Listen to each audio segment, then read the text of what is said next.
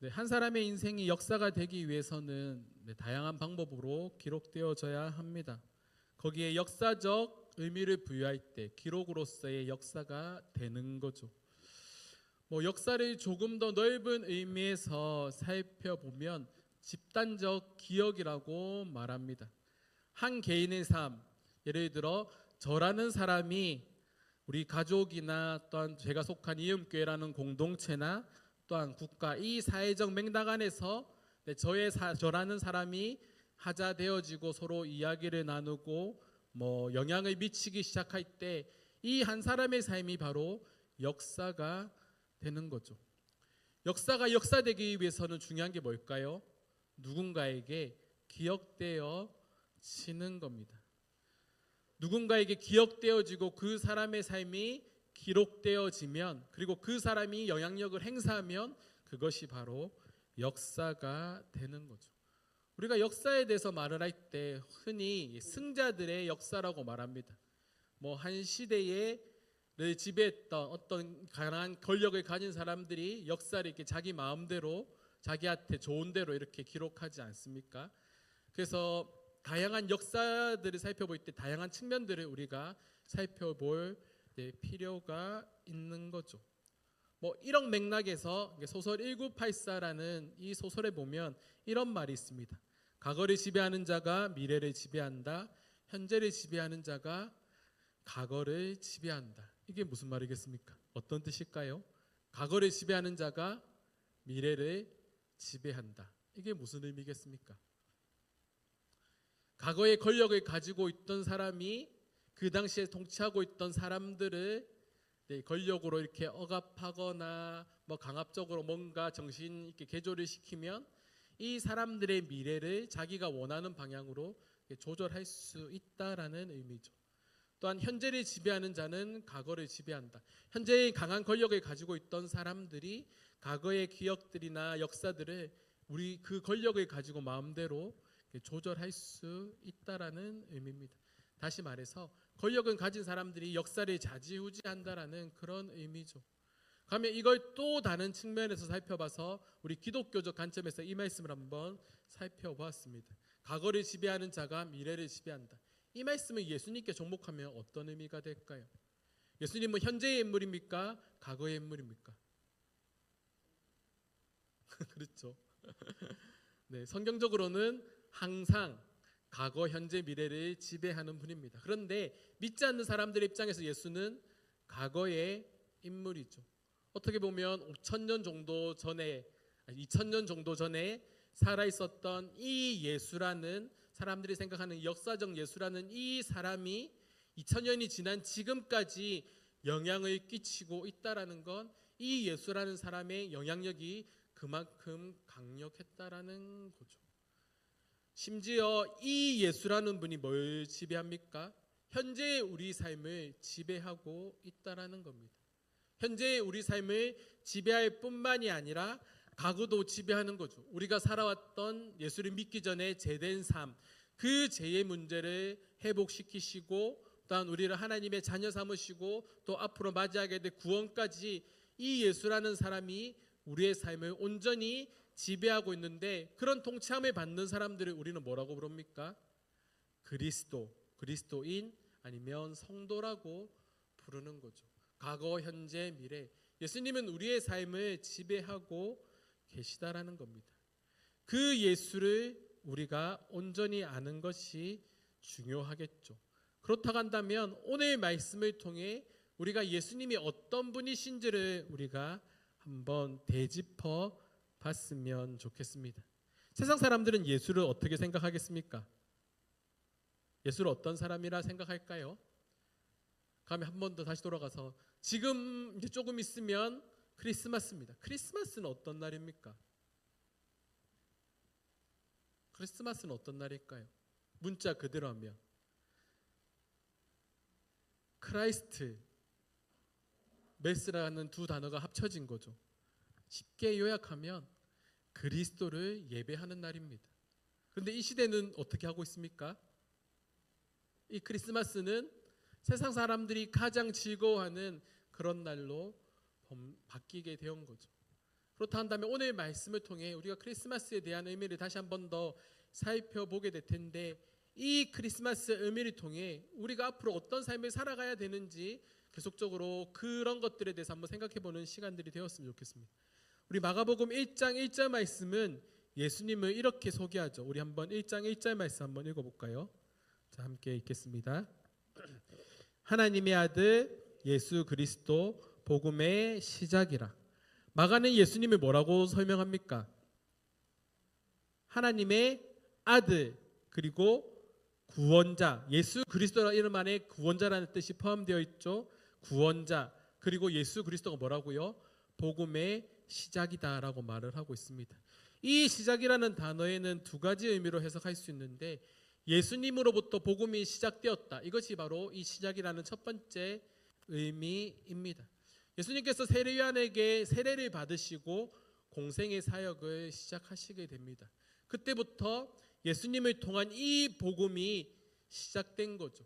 주 예수를 믿으라, 그리하면 너와 내 집이 구원을 얻으리라라는 이 메시지가 예수를 통해 전파되어지고 그 후에 제자들을 통해 전파되기 시작하면서 본격적으로 희미해진 그 복음이 명확하게 선포되어지기 시작을 했습니다.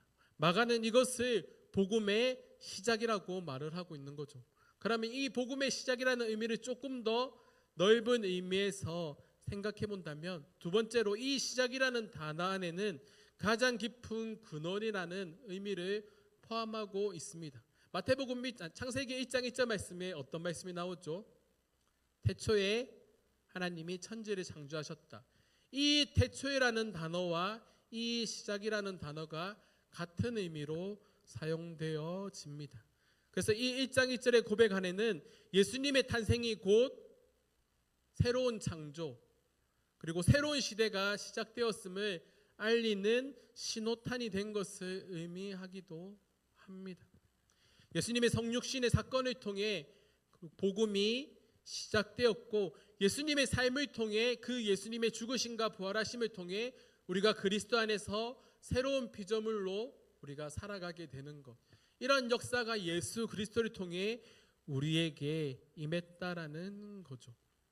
그렇다고 한다면 구약에 예언되어진 메시아는 어떤 분이십니까? 가장 메시아에 대해서 명확하게 말하고 있는 말씀이 이사야서 61장 1절에서 3절 말씀인데, 우리 이 말씀 함께 읽어보도록 하겠습니다. 함께 읽겠습니다. 주 여호와의 영이 내게 내리셨으니 이는 여호와께서 내게 기름을 부으사 가난한 자에게 아름다운 소식을 전파하게 하려 하심이라. 나를 보내사 마음이 상한 자를 고치며 포로된 자에게 자유를, 갇힌 자에게 노임을 선포하며 여호와의 은혜의 해와 우리 하나님의 보복의 날을 선포하며 모든 슬픈 자를 위로하되 무릇 시온에서 슬퍼하는 자에게 하간을 주어 그 죄를 대신하며 기쁨의 기름으로 그 슬픔을 대신하며 찬송의 옷으로 그 근심을 대신하고 그들의 의의 나무 곧 여호와께서 심으신 그 영광을 나타낼 자라 일컬음을 받게 하려 하심이라. 아멘.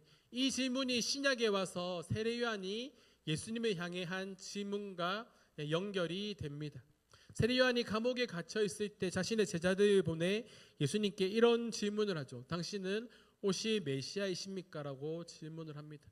그때 예수님께서 대답하셨던 그 대답이 바로 이사야 61장 1절에서 3절 말씀이죠. 너가 가서 세례요한에게 그렇게 말하라. 세례요한의 제자들에게 예수님 말씀하십니다. 가난한 자에게 복음이 전해지고 있다. 가난한 자, 마음이 상한 자, 포로된 자에게, 갇힌 자에게 자유가 선포되고 있다. 이것을 세례요한에게 말씀하라고 하고 있습니다. 세례요한은 예수님에 대해서 오해했죠. 세례요한은 예수님께 세례를 베풀었지만 예수님을 어떤 예수님으로 이해하고 있었습니까? 우리가 지난주 말씀에서 살펴봤던 것처럼 그들이 기대하고 있는, 당시 유대인들이 기대하고 있는 예수님을 상상했던 거죠. 그들의 로마의 압제로부터 해방시켜줄, 어떻게 보면 우리가 간절히 바라고 있는 이상을 이뤄줄 그런 존재로 예수를 생각했다라는 겁니다. 그건 우리도 마찬가지죠. 우리는 예수께 날마다 많은 것들을 구합니다. 그리고 우리는 예수께 많은 것들을 실망했다고 말합니다. 그 이유가 뭘까요? 수많은 사람들이 믿음에서 이탈하는 이유가 뭡니까? 사람들한테 상처받았다라고 해서 교회를 떠나는 사람들도 있죠. 그러나 본질적으로 그들이 가지고 있던 예수를 떠나는 가장 큰 이유가 뭘까요? 그들이 믿고 싶은 예수를 믿고 있다라는 겁니다. 성경에 예언되어진 이 이사야 61장 말씀에 기록되어진 예수를 원하는 것이 아니라 당장 나의 문제와 내가 원하는 방식대로 역사하는 그 예수를 믿고 싶지만, 우리가 계속적으로 말씀드리고 있는 것이 그런 예수, 그런 하나님이 그렇게 우리가 원하는 대로 역사하지 않는다라는 거죠. 그렇다고 한다면 우리가 만약 그 하나님을 우리 마음대로 역사할 수 있도록 만든다면, 컨트롤할 수 있다고 만든다면, 기존에 있던 다른 종교들과 하나님이라는 존재는 구별되지 않는 그러한 여러 세상 사람들이 믿는 신 중에 하나로 전락될 수 있다라는 겁니다. 하나님이 예수님을 통해 우리에게 주시고자 하시는 게 뭡니까? 가난한 자, 마음이 상한 자, 포로된 자, 갇힌 자에게 자유를 선포하는 겁니다. 이 자유는 외적인 자유를 말하는 것이 아닙니다. 우리 마음에 있는 심적인 자유를 의미하는 거죠. 사람이 외적인 일이 힘든 거는 열심히 일하고 힘든 육체를 강하게 키워서 견뎌낼 수 있습니다. 아무리 고된 일도 열심히 일을 하고 그 일을 하다 보면 어느 순간 적응이 됩니다. 하지만 유일하게 적응이 되지 않는 부분이 있죠. 그게 우리의 마음입니다. 마음을 아무리 단련하고 마음을 강하게 먹어도 이 마음은 끊임없이 흔들리게 되는 거죠. 그런데 우리가 예수를 믿게 되었을 때 이 예수가 우리의 마음을 붙잡아주고 우리의 마음을 일으켜 세우는 원동력이 된다라는 겁니다. 영원할 것 같은 슬픔이 위로받고 슬픔이 기쁨이 되며 찬송이 되는 놀라운 신비를 경험하게 되는 거죠. 그래서 우리는 이것을 은혜라고 부릅니다. 우리가 이런 회복을 경험하기 위해서 반드시 선행되어야 하는 것이 바로 예수님의 성육신과 죽으심 그리고 부활하심입니다. 이 사건을 통해 예수님께서 우리에게 주시고자 하신 것이 있는데 그게 뭐냐면 골로새서 1장 20절 말씀입니다. 우리 이 말씀 함께 읽겠습니다. 그의 십자가의 피로 화평을 이루사 만물 곧 땅에 있는 것들이나 하늘에 있는 것들을 그로 말미암아 자기와 화목하게 되기를 기뻐하심이라. 아멘. 예수님의 대속의 죽음을 통해 단절되어진 하나님과의 관계를 회복시키는 것, 화평을 이루는 것, 그것이 바로 예수님께서 이 땅에 오셔서 하신 일이라는 거죠. 예수께서 하나님과 우리 사이를 이어주는 중보자가 되신다는 그 말씀입니다. 우리는 예수 그리스도의 십자가의 피로 화평을 누리게 되고 그 사랑을 경험한 자들만이 진정한 의미에서의 참 자유를 누리게 되는 거죠. 하나님의 통치하심을 받는 새로운 피조물, 새로운 시대의 삶을 살아가는 존재가 된다라는 겁니다. 이 일을 위해 예수님께서 이 땅에 오신 거죠. 말구유에 태어나셔서 동방박사들이 찾아오고 그 예수님을 향해 예물을 드리고, 그리고 그 예수가 일상의 삶을 살아내다 30살이 되었을 때 공생의 삶을 시작하게 되는 그 모든 과정까지 하나님 이 예수를 통해 회복된 나라를 기대하고 고대하고 준비하고 계셨다라는 겁니다. 그리고 예수의 탄생과 죽으심을 통해 이 사역이 완성되는 거죠. 제가 성경을 읽으며 가장 소름 돋는 말씀이 요한복음 19장 30절 말씀입니다.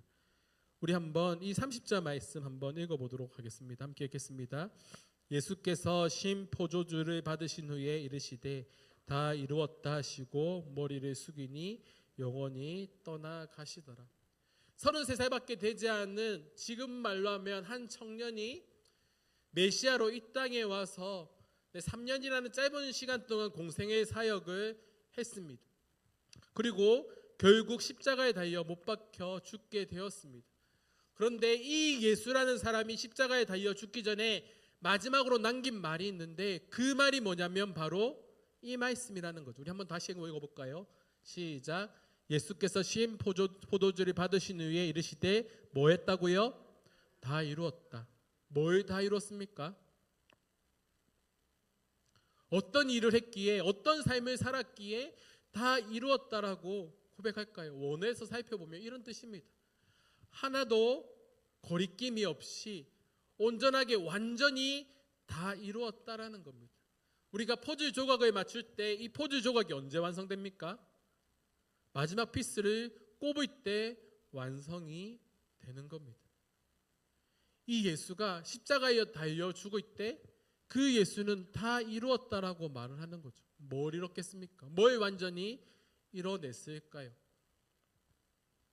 하나님께로 나아가는 그 구원의 여정을 이 십자가 사건을 통해 완전히 다 이뤄냈다라는 겁니다.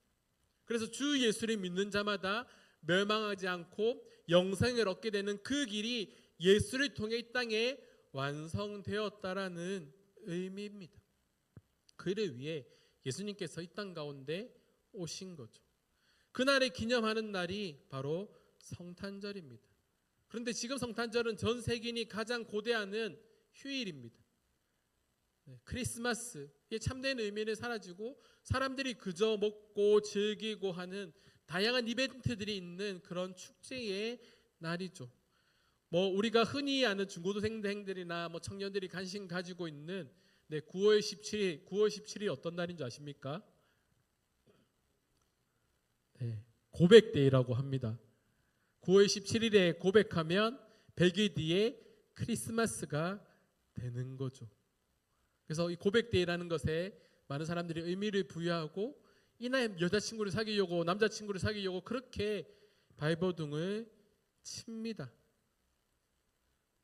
그만큼 이 크리스마스는 세상 사람들에게도 아주 큰 축제의 날인 거죠. 크리스마스와 관련된 다양한 축제들이 많이 일어나고 있습니다. 가게들도 많은 행사들도 하고 이벤트도 하고 서면이나 남포동 이런 번화가에 나가보면 온갖 행사들, 그리고 아이들이 많이 가는 그 모든 놀이터나 이런 장소에서도 많은 행사들을 하고 있습니다. 그 중에서 가장 성황을 이루는 것이 어딜까요? 호태가 모태, 연간 매진을 기록하고 있습니다. 제가 이게 제미나이한테 AI한테 물어봤습니다. 성탄절 날 가장 성행하는 곳이 어디야? 모태 가서 호텔이랄까 막 얘기를 하면서 저에게 그렇게 얘기하더라고요. 아주 빠른 품절이 예상되니 좋은 장소는 미리 예약하셔야 됩니다라고 이렇게 말을 하고 있습니다. 믿지 않는 사람들이 성탄절을 그렇게 보내고 있다라는 거죠. 점점 예수의 흔적이 사라지고 있습니다. 필리핀에 가면 성탄절 행사를 보통 석 달, 넉 달 전부터 이렇게 준비를 합니다. 그런데 선교사님이 항상 하시는 말이 뭐냐면 이 성탄절에 뭐가 빠져 있냐면 예수가 빠져 있습니다. 마리아의 형상은 이렇게 온데간데 백화점이나 이런 게 가득한데 그 마리아가 안고 있는 예수의 모습이 표현되지 않는 곳이 너무 많이 있다라는 거죠. 누가 사라지고 있습니까? 예수가 사라지고 있는 겁니다. 성탄절에 예수가 사라지고 있는 거죠. 이것이 우리가 안타까워해야 될 모습이라는 겁니다. 이 성탄절은 예수님을 기억하고 기념하는 날입니다. 예수님의 생일인 거죠. 이 생일을 맞아 우리는 예수님을 온전히 기억하는 마음들을 다시 한번 마음속에 새겨야 됩니다. 그렇다고 한다면 그 예수를 마음속에 새기기 위해 우리가 해야 될 일이 뭘까요? 예수께서 이 땅 가운데 오셨더 하신 일이 뭡니까? 가난한 자에게, 포로된 자에게, 갇힌 자에게 자유를 선포하는 것. 이것이 믿는 사람들이 예수를 이 땅 가운데 드러내는 모습인 거죠. 최근 대한민국에 은둔형 외톨이, 소위 말하는 은둔 청년들이 많이 생기고 있습니다. 그 수가 대략 54만 명이라고 합니다. 청년뿐만이 아니라 어른들도 많이 은둔형으로 이렇게 살아가고 있는 사람들이 많을 겁니다. 그리고 최근 들어 예전에는 이런 모습이 많이 나타나지 않았는데 고독사로 죽는다라는 그런 얘기들을 우리가 참 많이 듣습니다. 불과 20년, 30년만 하더라도 우리가 고독사로 죽는 사람들이 많이 있었습니까?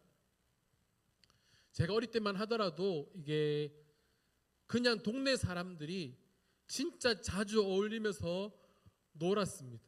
동네의 아이들이 함께 놀고 어른들도 함께 놀고 저희 아버지 어머니가 바쁘실 때는 이름이 아직도 기억납니다. 저는 미미 사진관에서 많이 놀았습니다.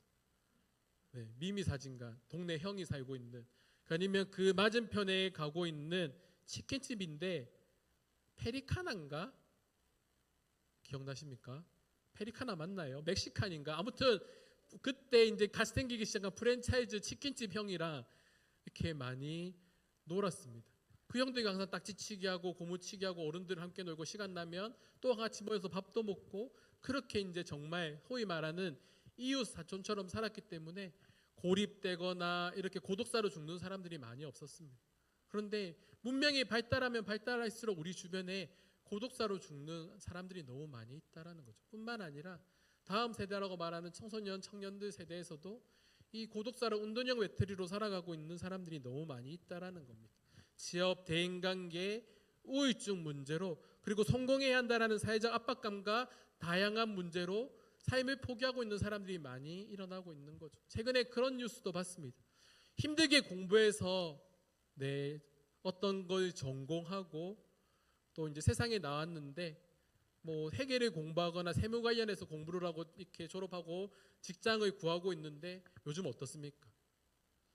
AI가 그런 일을 대신하니까 학력이 아무리 높아도 취업되지 않는 청년들이 너무나도 많이 있다라는 겁니다. 그래서 상대적 박탈감을 느끼게 된다라는 거죠. 내가 이래서 이렇게 되려고 공부했나?